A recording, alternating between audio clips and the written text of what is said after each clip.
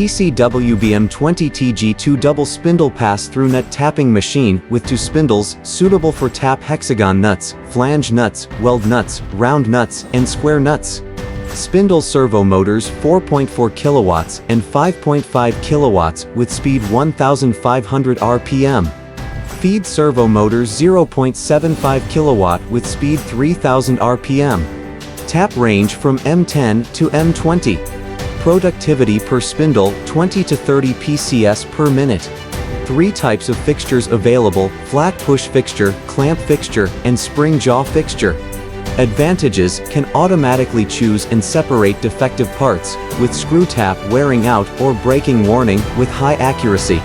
Dimensions: 1,380 mm length, 1,420 mm width, and 1,850 mm height. Weight 2,200 kilograms.